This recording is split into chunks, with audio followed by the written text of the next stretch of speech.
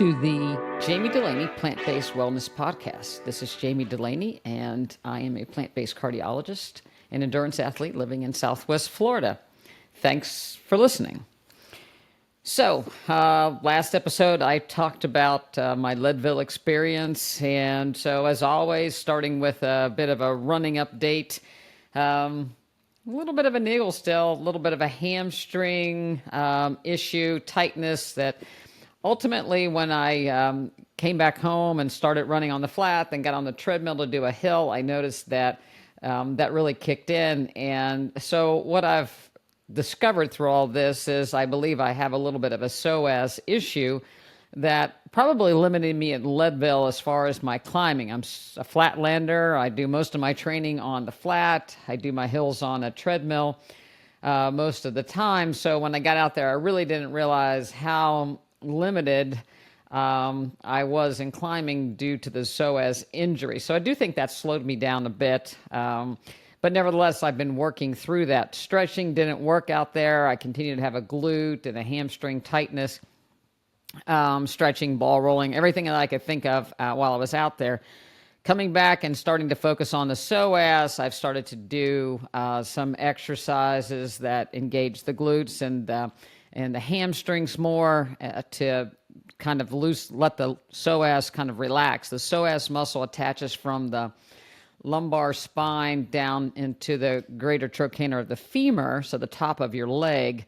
So it's the muscle that is responsible for, say, marching or climbing.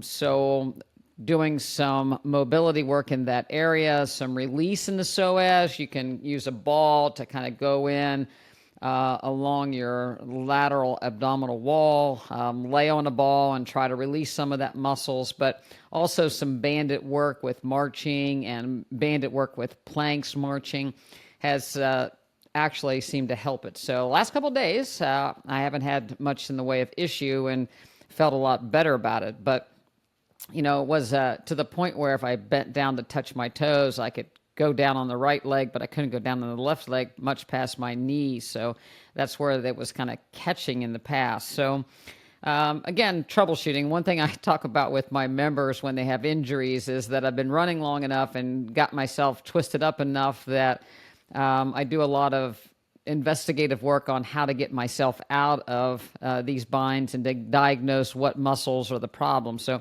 I think I have this figured out pretty good. It's flatlander's disease, basically. So I need to work on muscles that climb. So I'm doing some step-ups, kind of step up to a chair or something a little bit higher than just a regular step to try to engage those muscles more along with that bandit work. So we'll see how it goes and go from there. So after I got back from Leadville, I decided that I was going to do some routine blood work just to see what things look like. I've been traveled a little bit in June, traveled a little bit in July, was there in August. We are pretty particular on how we eat. In this last trip in August, we cooked in quite a bit, but we did get some takeout as far as Thai restaurants. We had Mexican one night. Of course, with the run itself, I indulge in a famous Oreos and some other, bars that may have a little bit more fat than I'm used to, so to speak.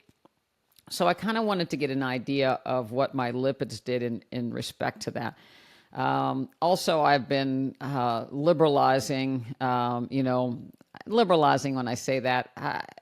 On occasion, we'll eat more of a cashew cream sauce. I try to make the cashew cream sauce with limited amount of cashews, half a cup for, 5 or 6 servings, and do some nutritional yeast with that. But again, it has been a little bit more frequent in the last few months, whether we did a cashew cheese on a gnocchi dish or a cashew cheese on a pizza.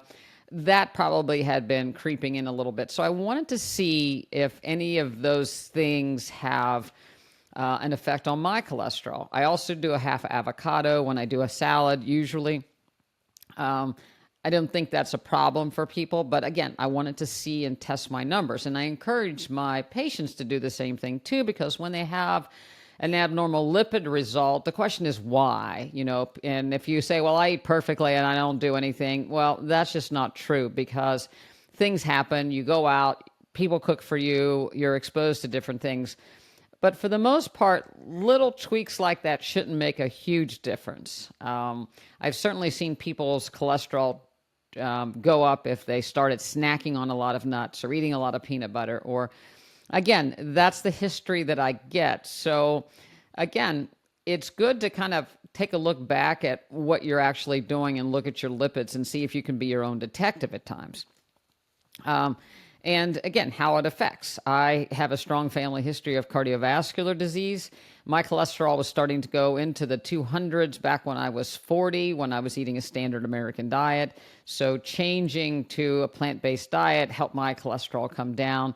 And I hang out in around the 170 to 180 range for the most part. That's where I live. The bulletproof cholesterol of 150 that people try to achieve, I don't think that's realistic for a lot of people, especially if you tend to run a higher cholesterol, or your liver has the ability to make more cholesterol with some traits to it. But certainly as you feed those substrates, and I'll say, for instance, patients that tend to have a family history of cardiovascular disease and without any kind of dietary changes live in the 240s, they can definitely get their cholesterol down into the 170s, 170 to 190. People in the 300s, they may be lucky to get to their cholesterol down to 200. People that have a cholesterol of 200, they might be able to get their cholesterol down to 140 or 150. So it kind of depends on where your baseline is.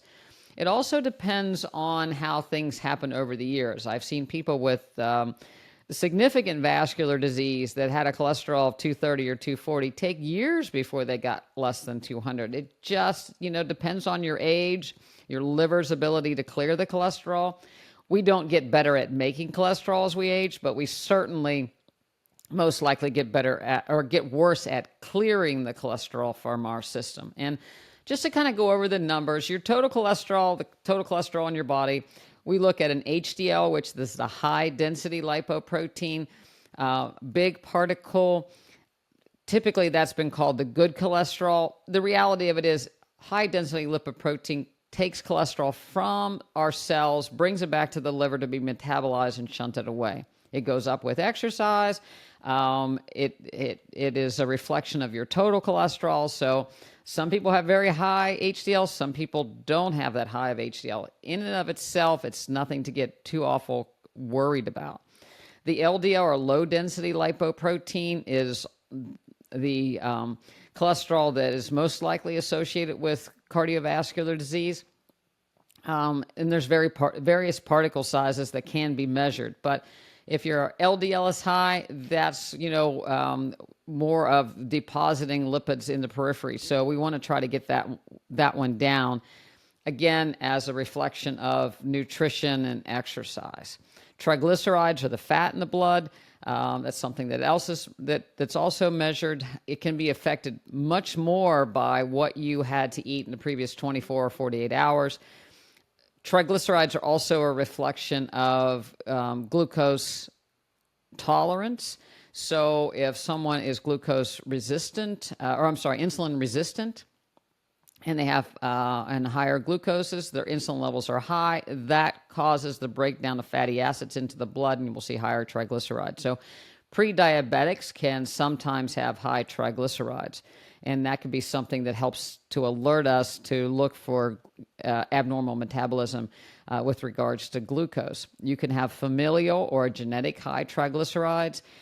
Even those people with nutrition changes can drop their triglycerides substantially with diet. Some people say, well, fruit will cause your triglycerides to go up. It's usually in the company that it keeps. Fruit itself is not going to cause much of a problem, but it's fruit in the rest of the diet that might be an issue. So again, that's where we kind of try to dig deep into dietary history to see exactly what we're looking for. But anyway, I digress. I got my lipid profile done, and I was in the same range as I usually am, despite all that, into the 170s. My HDL has always been high, probably because I run. Triglycerides are low. The thing that came back that was interesting was my glucose was 106. That is abnormal. And a little bit concerning since I have a previous history of, or I have a family history of diabetes. However, the kicker is that morning I was fasted, but I also did a very hard 5-mile workout and then went and got my blood drawn. So that in and of itself causes an elevation of glucose. And it brings me to a great discussion. So it's not worried. I have not any problems with elevated hemoglobin A1C or anything in the past. But it brings me to a discussion of athletes and carbohydrate and continuous glucose monitors that people wear and sometimes become very attached to and sometimes very distraught because of. So when, again, when you exercise, your heart rate goes up, your sympathetic tone goes up, we release adrenaline, we release some cortisol, and you have a rise in glucose. So there was a study done recently that looked at carbohydrate replacement. So our liver stores about 200 calories worth of glucose in the form of glycogen. Our muscles store about 2,000 calories in the form of glycogen. So when you exercise, depending on the duration, you utilize the glucose for energy that's in your liver, the muscles first, that what you've had, the right then and there, what energy you have, and then you pull the glucose goes from your liver into your bloodstream to use for energy and to produce ATP.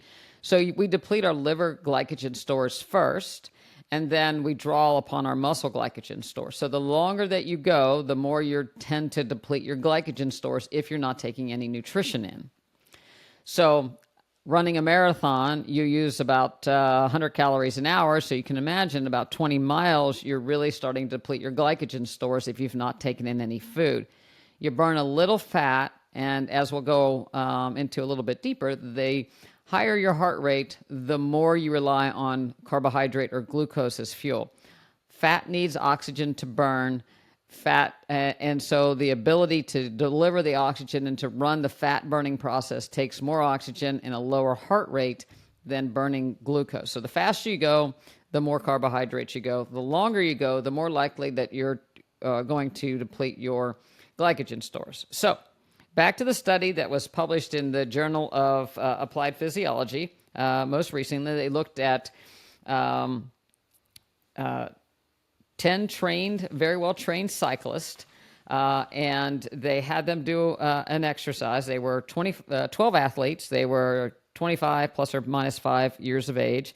They had a very good VO2 max at 67, and they gave them as a replacement 10 grams per kilogram of carbohydrates to replace their carbohydrate stores, and they looked at the liver and the muscle to see whether or not and how fast you could replace your glucose stores after exercise. If I did an example of 10 grams of carbohydrates per kilogram for this study, and I used my own weight, 54 kilograms times 10 is 540 grams times 4 calories per gram, that's 2,160 calories that they were given as a replacement meal to see if they would replace their liver and muscle glycogen stores in a window of 6 or 12 hours. And they looked at magnetic resonance spectroscopy, and they also looked at muscle biopsies to see if these methods agreed with each other. So when they looked at the muscle glycogen in the biopsies, the energy or the exercise glycogen muscle decreased 64%, and the liver glycogen decreased by 34%. When they didn't do anything, obviously their muscle stores of glycogen didn't improve. After the carbohydrate, the muscle went up from 56 to 88, still remained below pre-exercise values. It was 55% at 6 hours and 69% at the 12-hour mark. When they looked at the liver glycogen stores, it went from 110 to 236 to 258, over that time. And so they exceeded the pre-exercise glycogen stores in the liver, and they did that 6 hours into recovery. So long and the short of it, giving the carbohydrate load, you replace the liver glycogens first and then the muscle. But even with that amount of carbohydrate at the 6 and 12 hour mark, they still hadn't repleted their carbohydrate stores. The method of carbohydrate store, they gave them a combination of liquid for the first 6 hours, sucrose, and then they actually gave them bars to actually replace the glucose. It didn't matter as far as how they gave them the food. So the key points: carbohydrate ingestion is required to replace your muscle and liver glycogen stores. If you're doing a long endurance exercise, biking, swimming, running, or exercising for more than an hour, you're going to start to deplete your glycogen stores first in your liver and then in your muscle.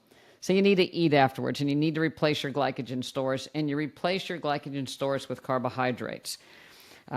So many people get worried about eating carbohydrates or eating too much carbohydrates, and there have been a lot of publications or suggestions that endurance athletes may become pre-diabetic because they're ingesting so many carbohydrates during endurance events. Even to the point that some athletes are trying to eat fat instead of carbohydrates. But what's happening when you try to do ketosis or a keto diet during these exercise events, you're limited by the amount of fat you can burn given the oxygen. So at a long, slow, steady pace, people can become adapted to use mainly fat. But if you're trying to go faster, then you need carbohydrate.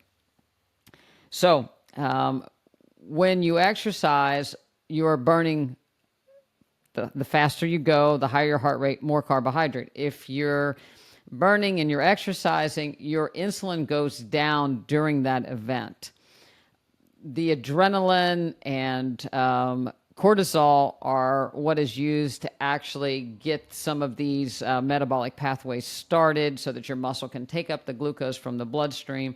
And typically, athletes' insulin levels are very low. Their fasting levels are very low, but they may have an elevated glucose or even a hemoglobin A1C that's mildly elevated because, again, they are utilizing carbohydrates and there's a flux. When you look at a continuous glucose monitor, something that you wear on your arm that hooks via Bluetooth to your phone, and that may be a whole nother line of discussion if that's actually so good for us to have all these Bluetooth devices hooked onto us.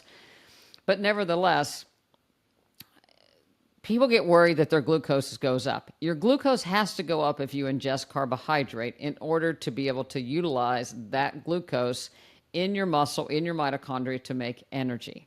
So it's not that it goes up. The problem is if it doesn't come down, and that is when someone's glucose resistant, that they can't, their glucose stays up indefinitely.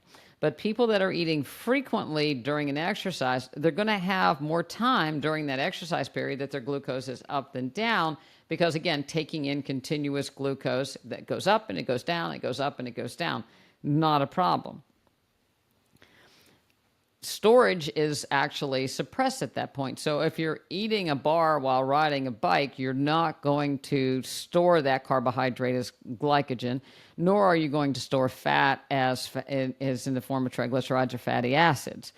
So storage is decreased, utilization is turned on when you're exercise. Following exercise, then the insulin levels start to go up back towards normal, so that they respond normally to what you eat. So if you eat an apple, your glucose goes up, your insulin goes up, the glucose goes down, your insulin goes down. So when we look at the blood work of athletes, their fasting insulin is usually very low because they don't need it.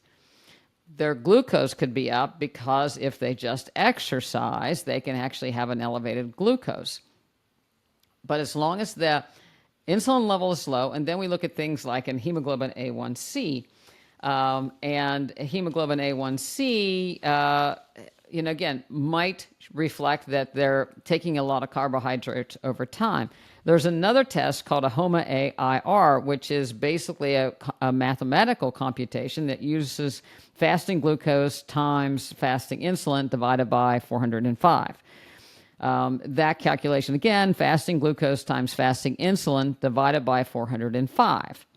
If the result is less than 2, that's normal. If somebody's 2 to 2.9, that suggests that they may be borderline insulin resistant. And if it's greater than 3, they most likely are insulin resistant. The other thing that can affect your hemoglobin A1C is hemoglobin. So when people are very well trained, their red blood cells actually live longer. So the reason why we measure hemoglobin A1C every 3 months is that your hemoglobins typically turn over at that time, so then you can get a fresh set of numbers. But in endurance athletes, their red blood cells may hang around a little bit longer, and that might also alter the hemoglobin and glucose association, because your hemoglobin's around longer to extract the glucose from your blood and attach to it. So I hope this sheds a little bit of light on continuous glucose monitoring and hemoglobin A1Cs and fasting glucoses. I will tell you that even in our athletic population or people that eat a high carbohydrate diet, we rarely see hemoglobin A1Cs out of the 5 range. Less than 5.5 is a normal number. But we see people 5.6, 5.7 on occasion. We rarely see people over 6 that have normal insulin resistance. But again, if that happens, then we look at those other markers to kind of put it all together.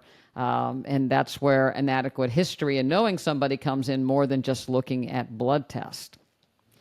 We also have type 1 diabetics that through a carbohydrate diet can achieve a hemoglobin A1C less than 6. So when we talk about a plant-based diet, the range is probably 80% carbohydrate, 10% fat, 10% protein. Sometimes it may be as low as 70% carbohydrates and 15% fat, 15% protein. Those numbers can vary a little bit. I think endurance athletes, people that are training, strength athletes, CrossFit athletes, probably should push the protein up a little bit so the carbohydrate will come down. But again, don't be afraid when you're training to utilize carbohydrates, because they are very efficient forms of energy, especially if you're doing activities that your heart rate is being pushed into a greater than, zone 3 type of thing. Zone 2, even high zone 2, high zone 3, people do better on a carbohydrate diet or carbohydrates during the activity. So, again, don't be afraid to eat, and don't be afraid to replace your carbohydrate stores, because over time, if you're chronically depleted, that's going to lead to decreased performance and increased fatigue. When I replete my carbohydrates, it's usually with real food. So I don't do a sucrose ingestion after exercise. I eat real food. So I eat a real breakfast during the week and resume eating real food afterwards. I find fruit is hydrating and also replace my glycogen stores pretty quickly. Gives me a bit of a boost. So a lot of fruit early on, and then to more complex carbohydrates associated with protein and, the little bit of fat that's in them. My protein sources, again, whole grains, potatoes, everything has protein in it, but the big sources, quinoa, beans, tofu, potatoes, whole grains. So there was a recent study that looked at plant-based diets and a decrease in cancer risk. And this has been done over time, various ways. In 2012, there was a meta-analysis of 7 studies that included vegetarians that showed an 18% lower rate of cancer than non-vegetarians. In 2017, there was a meta-analysis again showing an 18% reduction. In 2017, there was a prospective trial looking at 10 different studies. It was a cohort study, and they showed an 8% decrease in cancer in vegans and vegetarians versus omnivores. A cohort study looks at a specific group of people, as well as a meta-analysis just takes a study in general that tends to have a lot of variation between studies. And then in 2023, a meta-analysis in 8 studies, 608,691 patients, they showed a 23% decrease in GI cancers. Most recently, January in Nature, they looked at the microbiome of vegetarians and vegans versus omnivores and how that associated with cancer. And they noted that vegans and vegetarians have a microbiome that is less cancer causing, less inflammatory than omnivores. And this was 20,000 over 21,000 people. And so the omnivore had a bacteria associated more with what we see in the microbiome of people with cancer. On and on as far as the benefits. Why do a plant-based diet? Again, because of the benefits not only from cardiovascularly, from metabolically, but if you look at just simple things as the fiber. So to get fiber to feed good, to make a good gut microbiome, plant-based diet. When, like we talked about 80-10-10 versus 70-15-15, when you start to decrease the carbohydrates in your diet, when you start increasing proteins, especially if you're doing animal sources, then you're starting to crowd out sources of fiber. When I replace my carbohydrate stores, or when I eat protein and my protein comes from beans, I'm also getting fiber. If you eat fish for your protein, you're not getting that fiber. Antioxidants, phytonutrients, again, all are associated with decreased inflammation, decreased blood vessel growth in cancer cells, and provide antioxidants that help decrease inflammation. The more animal products you put into that diet, the less of those that you actually have. The other thing that happens when you're eating a diet that's not plant-based is more acidic. So meat, animal products are associated with more acidity.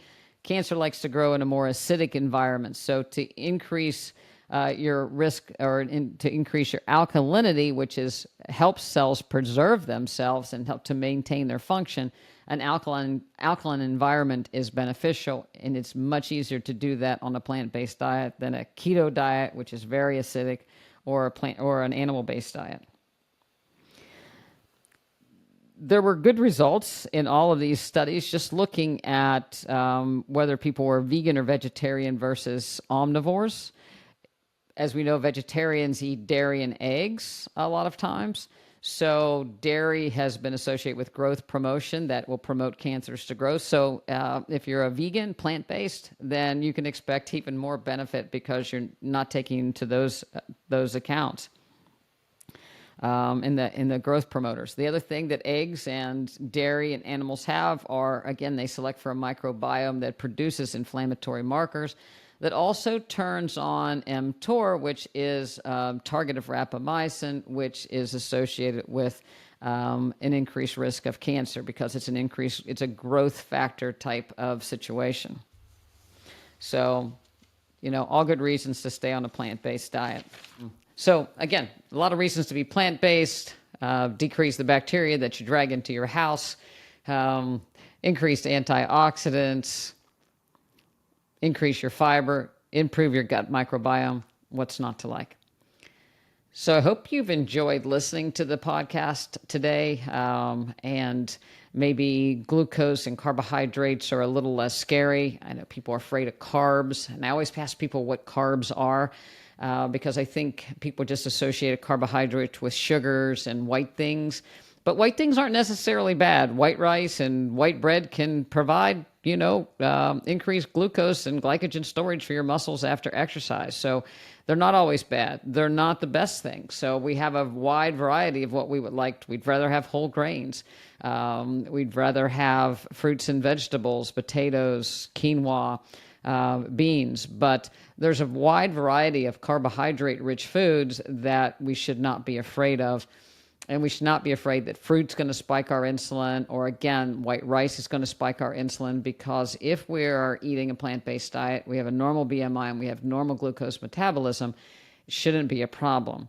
And just because you see an elevation on your glucose monitor doesn't mean that it's a problem as long as it comes back down. Now, if it's 5 or 6 hours before your glucose comes back down to normal, that is a problem. That's a metabolic issue that needs to be addressed. So if you'd like help trying to sort these things out, we'd be more than happy to help you and interpret some of these data that you have.